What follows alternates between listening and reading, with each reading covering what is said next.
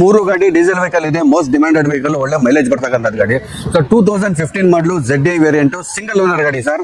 98,000 ಓಡಿದೆ ಸರ್. ಇದು 7,50,000 ಹೇಳ್ತೀವಿ, ಎದುರುಗಡೆ ಬಂದೆ 7,25,000 ಮಾಡ್ಕೊಂಡೆ ಸಿಂಗಲ್ ಓನರ್ ಗಾಡಿ.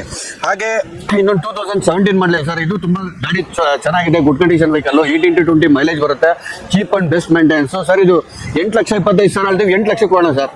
ಹಾಗೆ ಇನ್ನೊಂದು 2012 ಮಾಡಲ್ ಸರ್, ಕಡಿಮೆ ಬಜೆಟ್ ಅಲ್ಲಿ ನೋಡ್ತಾ ಇದ್ದೀರಾ, 7 ಸೀಟರ್ ವೆಹಿಕಲ್ ಸರ್. 2012 ಮಾಡಲು, ಇದು ಚೆನ್ನಾಗಿದೆ, ಗುಡ್ ಕಂಡೀಷನ್, ಒಳ್ಳೆ ಸೆಲೆಕ್ಷನ್ ನಂಬರ್ ಸರ್. ಇವತ್ತು ಈ ನಂಬರ್ ತಗೋಬೇಕು ಅಂದ್ರೆ 1 ಲಕ್ಷ ರೂಪಾಯಿ RTOಗೆ ಕಟ್ಟಬೇಕಾಗುತ್ತೆ.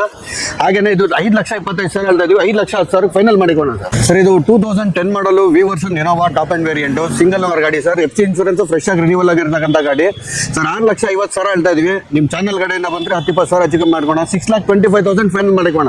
ಒಳ್ಳೆ ಡಿಮ್ಯಾಂಡೆಡ್ ಗಾಡಿ, ಮಾರುತಿ ಸುಜುಕಿ ಬ್ರೀಜಾ ಡೀಸೆಲ್ ಗಾಡಿ ಸರ್. ಇದು 2016 ಮಾಡಲು ಸಿಂಗಲ್ ಓನರ್ ಆಗಿರ್ತಕ್ಕಂಥ ಗಾಡಿ, 67,000 ಶೋರೂಮ್ ಹಿಸ್ಟ್ರಿ ಓಡಿದೆ. ಗಾಡಿ ತುಂಬಾನೇ ಚೆನ್ನಾಗಿದೆ, VDI ಆಪ್ಷನ್, ಮ್ಯಾಗ್ವಿಲ್ ಎಲ್ಲ ಎಕ್ಸ್ಟ್ರಾ ಹಾಕ್ಸವ್ರೆ. ಗಾಡಿ ತುಂಬಾ ಚೆನ್ನಾಗಿದೆ ಸರ್. 6,75,000 ಎಕ್ಸ್ಪೆಕ್ಟೇಷನ್ ಇದೆ, 6.5 ಲಕ್ಷಕ್ಕೆ ತಗೋಣ ಸರ್. ಇನ್ನೂ ಡೈರೆಕ್ಟ್ ಆಗಿ ಬಂದ್ರೆ ಇನ್ನೂ ಒಂದು 5,000 ಹೆಚ್ಚು ಕಮ್ಮಿ ಮಾಡ್ಕೋಣ, 6,40,000ಗೆ ಫೈನಲ್ ಮಾಡಿಕೋಣ.